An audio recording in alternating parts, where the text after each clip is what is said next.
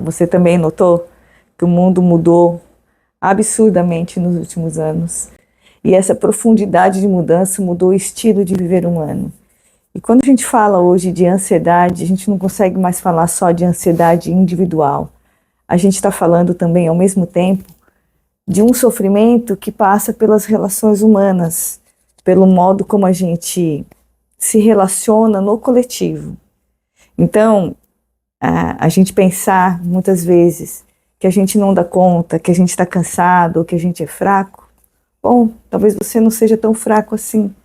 Talvez você só esteja reagindo a um sofrimento que é coletivo, social e de um momento, de uma época histórica da humanidade. Não é que o seu problema não exista, que se você sente crise de ansiedade, por exemplo, isso não é ansiedade.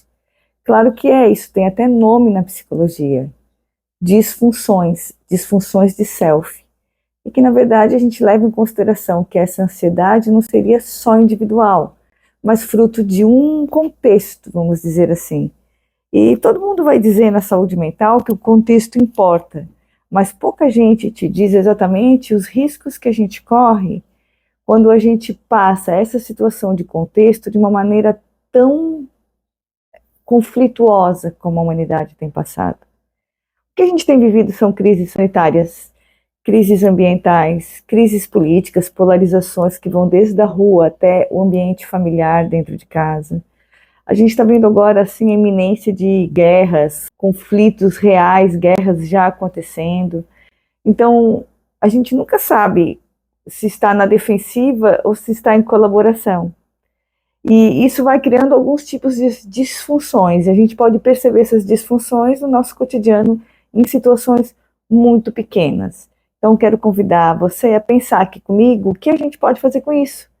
E qual é o nosso objetivo? É que a gente possa ter uma vida melhor e também estar construindo um mundo melhor na medida em que a gente se sente melhor na relação com esse mundo. Então, em primeiro lugar, eu vou contar aqui para você alguns dados estatísticos, porque eu acho que nos importam dados estatísticos, ok? A gente tem, segundo a Organização Mundial da Saúde, a gente teve um aumento no mundo de 25% de ansiedade e depressão nos últimos tempos. Em 2024, por exemplo, 14 milhões de pessoas no Brasil solicitaram atendimentos psicológicos. E desses atendimentos, a gente vai entender que mais de 600 mil atendimentos foram voltados à ansiedade no SUS. Bom, a gente está falando de dados, mas também a gente está falando de dados que estão lá na saúde, ok? Agora vejam como as coisas se relacionam, e é isso que as ciências humanas estuda exaustivamente, fazendo interface com as discussões da psicologia clínica, que a gente usa muito em gestalterapia. A gente vai ver que em 2023, por exemplo, a gente teve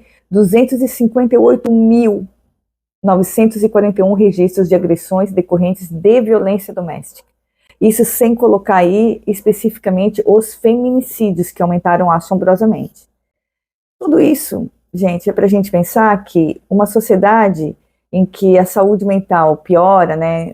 Se a gente pensar enquanto humanidade, quando a saúde mental piora, pioram também os outros índices de violência, de desenvolvimento cultural, de desenvolvimento humano. Então, quando a gente está falando de um contexto ruim, você não consegue separar esse contexto da tua vida privada completamente, como muitas pessoas pressupõem. Porque a hipótese de muitas pessoas é de que pode estar tudo ruim na rua, mas eu estou feliz dentro de casa, então tá bom. Então, muitas pesquisas já mostram que o modo como o ser humano vive afeta a sua saúde, afeta a sua qualidade de vida, afeta seu mundo coletivo e também a sua singularidade. Ou seja, vamos já tomar como base da nossa discussão aqui em clínica psicológica gestáltica que a singularidade está sempre relacionada com a universalidade, com a particularidade da vida, com o nosso campo existencial. Vamos chamar de campo existencial o modo como a gente se relaciona, então. E aí vale aquela frase, né? É preciso sair da ilha para ver a ilha. E o que é o campo existencial? É como cada um de nós se relaciona no seu microcosmo, na sua cidade, no seu bairro, com o seu vizinho, com as pessoas que você não gosta, porque é muito fácil tratar bem quem a gente gosta, né? Então, são questões que a gente dificilmente para pensar. Por quê? É muito mais fácil projetar e a gente dizer que o mundo está dando totalmente errado porque existe alguém no lá então que é muito ruim, e isso também pode contribuir, um governante X, Y, Z, mas nós não vamos falar disso aqui, mas pensar ao contrário, como que eu sou coautora desse universo no meu microcosmo. Então, se alienar das partes e simplesmente transferir responsabilidades, tem adoecido as pessoas. A gestalterapia, ela nasceu justamente no pós-Segunda Guerra Mundial. É uma boa notícia para a gente, porque a gestalterapia, ela traz na sua base um arsenal de possibilidades sobre o desenvolvimento humano que justamente se preocupava com essa sensação que a humanidade tinha na época, que era a sensação de solidão, de desistir, de falência das instituições, de desconfiança do próximo, porque o lugar do outro, o outro é sempre muito importante na constituição subjetiva, em toda a psicologia, em gestalterapia também. Então, o modo como a gente se relaciona com as outras pessoas é um fator que influencia sobremaneira todas as outras atitudes que a gente vai tomar, como decisões pessoais, individuais, de trabalho, de família. E quando a gente fica demasiadamente defensivo, como é o que acontece nos momentos de guerra, de conflitos, de problemas políticos, as famílias, os núcleos íntimos são os primeiros lugares que ficam abalados. E a gente tende, na contemporaneidade, um pouco diferente do que foi no pós-Segunda Guerra Mundial, talvez com uma velocidade muito maior agora, a gente tende a rotular, criar nomes, diagnósticos, e procurar solucionar tudo muito magicamente, sem pertencimento. Então, um convite que a gestalterapia nos faz, e essa é a boa notícia, é que você pertence a esse mundo, né? E de algum jeito você está vivo nesse mundo com um pequeno grau de possibilidade de mudança. A ideia de que você pode alterar o seu microcosmo, que você pode mexer nas suas relações mais imediatas no campo da sua singularidade, da sua particularidade, são condições que pensam a totalidade do universo te incluindo. Então, bem ali é onde nasce o nosso adoecimento, entre aspas, é onde também nasce a nossa cura, é a potência da nossa cura em gestalterapia. É justamente onde a gente pensa no nosso relacional. Então vamos fazer esse quiz, né, essa nossa brincadeira, de pensar o nosso próprio campo existencial. Esse é o nosso convite hoje. Que a gente pense como a gente faz contato. Como a gente faz contato com as pessoas no nosso mundo, no nosso universo. Então, eu lhe pergunto, você consegue escutar as pessoas? Escutar. Alguém falando, você escuta, presta atenção? Você tem entrega nesse processo? Você consegue falar com alguém, realmente falar pausadamente, escutando o outro e falando, sem sobrepor a sua voz e a sua opinião? Isso é um exercício, é um treino? Talvez a gente esteja perdendo esse treino. Você consegue olhar para as pessoas? Consegue receber o olhar de alguém numa conversa, sem se sentir totalmente invadido? Como é que está essa relação de falar, escutar, olhar, ser olhado? Como está a sua distância corporal? Você consegue chegar perto das pessoas? Como é que é o toque, ou a aproximação numa conversa, ou a possibilidade de estar presente, né? Manter-se num lugar sem fugir o tempo todo em isolamento, ou fugindo com os olhos para as redes sociais no celular enquanto está junto. Então, esse estar junto, essa presença física, que também é corporal, e veja, o corpo é um dos lugares que mais apresentam os primeiros sintomas de psicossomática, é onde a gente começa a trancar a respiração, as pessoas começam a ter tontura, começam a ter sensação de desmaio, e isso tudo leva ao isolamento, às dificuldades de conexões com as outras pessoas.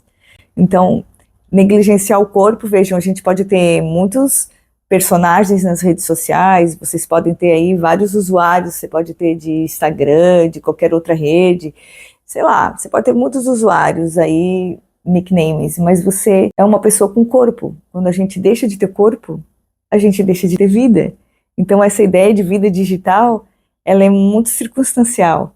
Prestar atenção ao corpo é uma grande pista que a gestalterapia nos dá sobre como a gente está presente no aqui e agora da vida. E por falar em corpo, qual foi a última vez que você conseguiu, digamos, caminhar lentamente com alguém que você gosta ao seu lado?